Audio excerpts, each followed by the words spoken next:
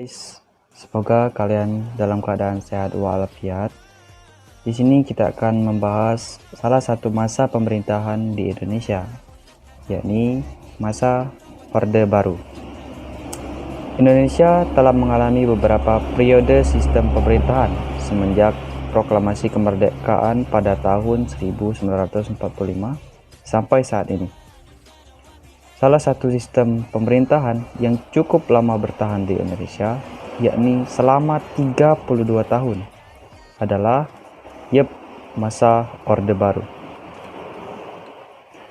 Masa Orde Baru terjadi di Indonesia setelah mundurnya Presiden Soekarno dan digantikan oleh Soeharto yang mendapatkan mandatnya melalui Surat Perintah 11 Maret atau Super Semar. Setelah terjadinya peristiwa G30 SPKI pada tahun 1965. Sistem pemerintahan ini dimulai sejak tahun 1966 sampai 1988 dalam bentuk Negara Indonesia Kesatuan Republik Indonesia dengan sistem pemerintahan presidensial. Selama 32 tahun masa kepemimpinan Presiden Soeharto, banyak kebijakan yang memiliki pengaruh cukup besar terhadap proses berjalannya negara Indonesia, baik dari kebijakan politik maupun kebijakan ekonomi. Kebijakan politik dan ekonomi Indonesia di masa Orde Baru sangat dirasakan manfaatnya terhadap upaya percepatan pembangunan. Pada Orde Baru, pemerintah mengeluarkan kebijakan politik menjadi dua, yakni kebijakan politik dalam negeri dan luar negeri, di mana masing-masing kebijakan tersebut dikeluarkan berdasarkan dengan kebutuhan dari kondisi negara Indonesia yang idealnya menguntungkan dan mengedepankan kepentingan rakyat. Sedangkan dari sisi kebijakan ekonomi, pemerintah mencanangkan program rehabilitasi ekonomi Orde Baru yang berlandaskan pada TAP MPRS nomor 23 1966 yang mengharuskan masalah perbaikan ekonomi rakyat di atas segala soal-soal nasional yang lain, termasuk soal politik.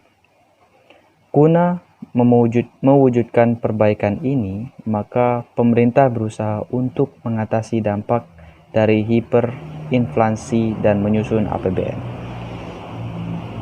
Bersamaan dengan hal tersebut, pemerintah juga berusaha untuk segera mengurusi hutang luar negeri dan mencari hutang lagi dengan bunga rendah agar bisa melakukan rehabilitasi dan juga untuk pembangunan ekonomi sampai periode berikutnya.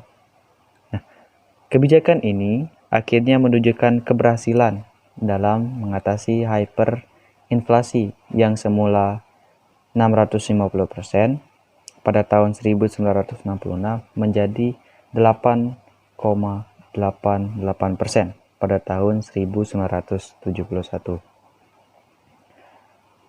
Pembangunan yang besar ini telah membawa dampak positif sehingga bisa dirasakan oleh rakyat Indonesia. Adapun beberapa dampak positif dari kebijakan-kebijakan yang ada tersebut antara lain: 1. Pertumbuhan ekonomi yang tinggi karena setiap program pembangunan pemerintah terencana dengan baik dan hasilnya dapat terlihat secara konkret. Kedua, Indonesia berhasil mengubah status dari negara pengimpor beras menjadi bangsa yang bisa memenuhi kebutuhan beras sendiri. Ketiga, penurunan angka kemiskinan yang diikuti dengan perbaikan kesejahteraan rakyat, penurunan angka kematian bayi, dan angka partisipasi pendidikan dasar yang meningkat.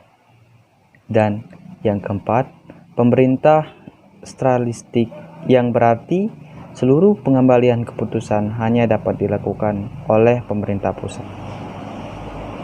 Sekian untuk materi pertama di masa Orde Baru, dan kita nantikan dengan materi-materi berikutnya, dan mungkin ada kelanjutan dari materi Orde Baru kali ini. Sekian, terima kasih.